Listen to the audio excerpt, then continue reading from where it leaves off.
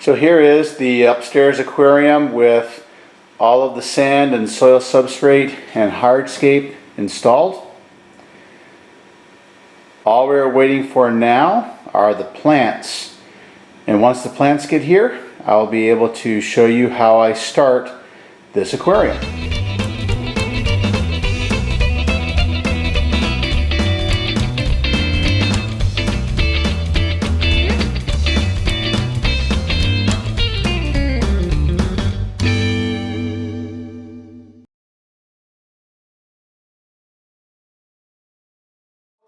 One last thing that we have to do with the tank itself before we can plant the tanks, and that is to get water down into the substrate and let that soil substrate soak up some moisture.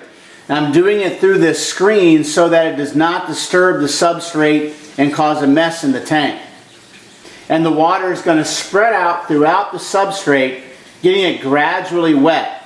Now the substrate in this tank was pretty dry, so it's going to soak up quite a bit of water.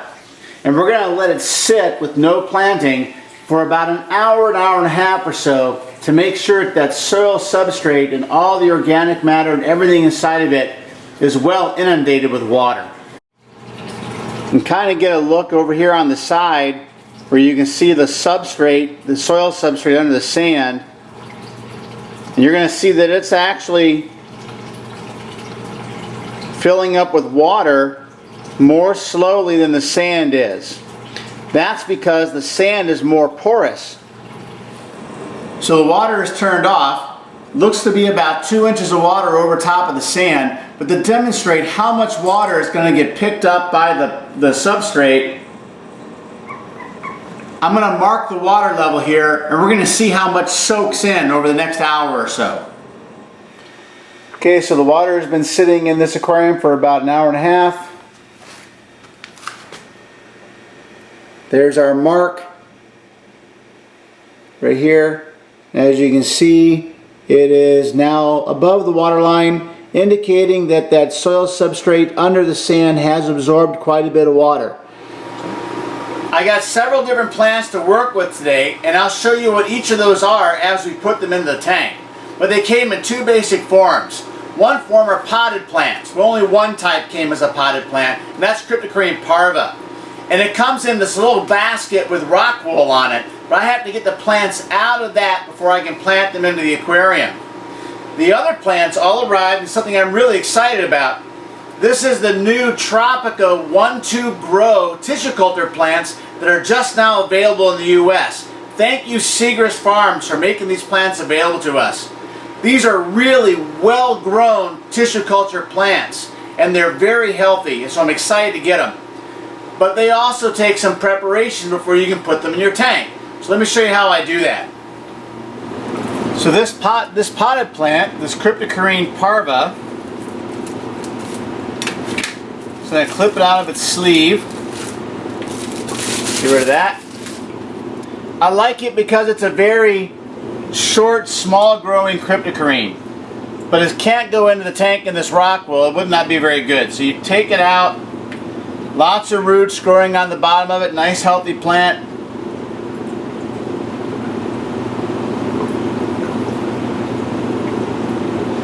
And get the main clump out of the rock wool, and this can just be thrown away.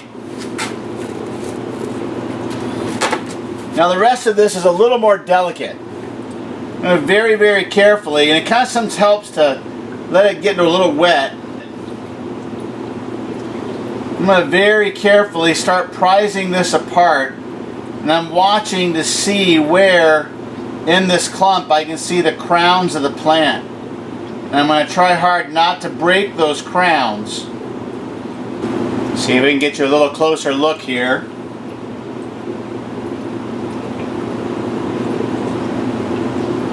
Alright, I've got one to start pulling off. Actually, several of them are kind of coming off together, but that's okay.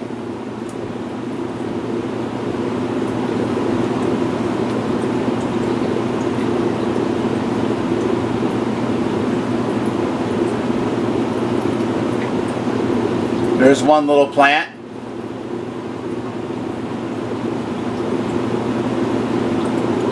And sometimes the bigger plants have pretty big roots connected to them. And that's where you can take a pair of scissors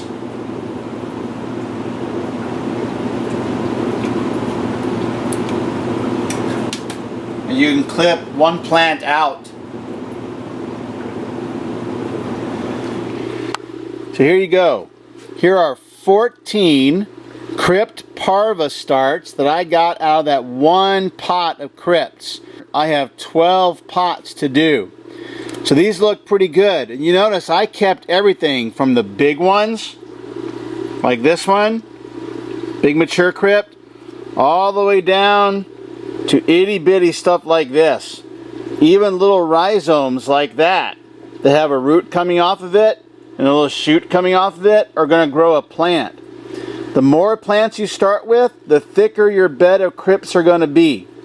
I have one more thing to do to these crypts before they can be planted, and that is to trim their roots. Because one of the best ways to get your crypts to grow faster is to make them have to grow some new root material. So all I'm going to do is take my scissors, kind of do one-handed, and trim the root off. So I trim them down to about like that. So when I put them into the substrate, they're going to work hard to regrow their root system and become established that much faster. So that is how I prepare the cryptocurrent parva. The 1, 2, 3 grow plants come in these sealed cups. This one, I'll give you a closer look at it.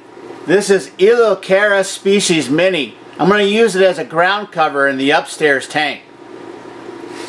So what you have to do with this is you got to take it out of its container, right like this, and go ahead and just carefully pull it out. Now this is a lot of plant, and you can see the roots. Now the instructions from Tropica are to rinse this off so that it doesn't have any gel left in it.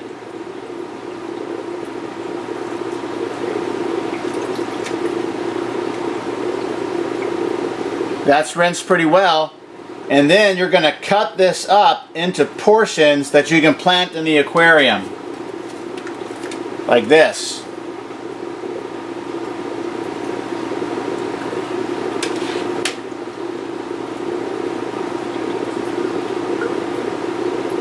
Now this Eleucharis is kind of interesting. It's the first time I pulled one out of a pot. It's got that kind of a ring growth around it. So all I'm going to do is I'm going to cut this into small portions like this, and then each of this will become a plug in the aquarium to help me start my ground cover. So here's my Eleucharis mini. That's one single cup worth that's been cut into 14 portions. And I have 6 of these cups, so I'm going to end up with quite a few little pieces of Eleucharis that I can use to plant my upstairs aquarium with. So now I'm ready to start planting the upstairs aquarium. I have my cryptocurrent parva, and I have my little cubes of the Eleucharis mini. And I'm going to plant those around the front edge of the rocks and in between the rocks, with the Eleucharis kind of forming a grass foreground in front of the tank, and the cryptocurrent parva taking up the space in between the rocks as they come down from the back of the tank. So the way I put plants in is I use a set of planting tweezers. And I will start with the cryptocurrent parva. I take the parva, I'm going to come over here so you can see this, and I insert it in between the tweezers in such a way that once I push the plant in, I can let go of the tweezers and pull the tweezers out, and the plant will stay in. And I simply go into the aquarium where I want the plant to be, and I push it down. I like to be able to see the crown of the plant.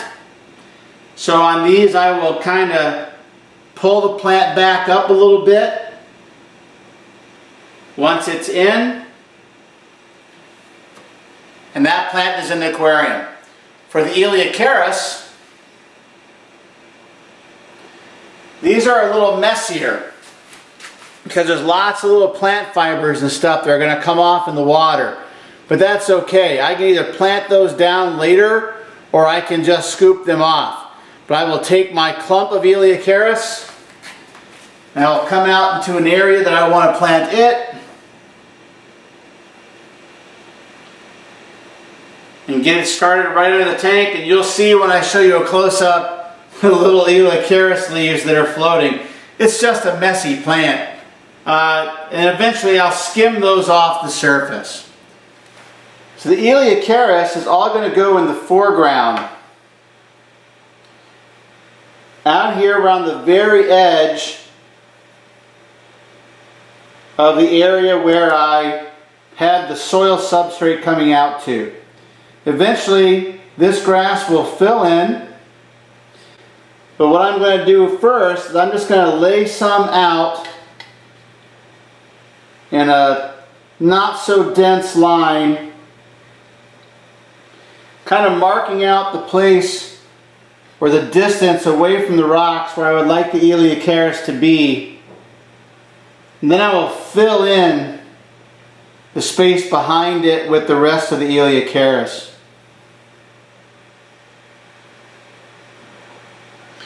And when you first start planting the tanks like this, it doesn't look very natural. In the long run, however, it'll look pretty good. Oh, that one floated up a little bit. So now the Eleocharis is in the tank.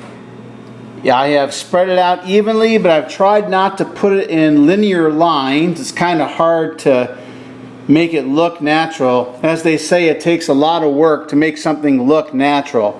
Now I have reserved some of the Eleocharis pieces that haven't gone in yet so that I can fill in some gaps and spaces after I put in the cryptocrene parva. Okay, so now the crypt parva is planted mostly up between the rocks and descending down between the rocks. And also back here in the back corner. And then the next layer of plants in the aquarium tank is the Eleocharis. Now what I want to do next, I still have some parva and some Eleocharis to put in the tank. I'm going to go through this edge area in between where the two species come together, and I want to intermix a few of each so that it's not a clean demarcation in the aquarium once they grow in. I want it to look a little more natural. I don't want to look like it was planted right next to each other. And here is another look of the plants planted from above. This area back here in between the rocks is all cryptocrene parva. And then it blends in with the Eleocharis around here in the foreground.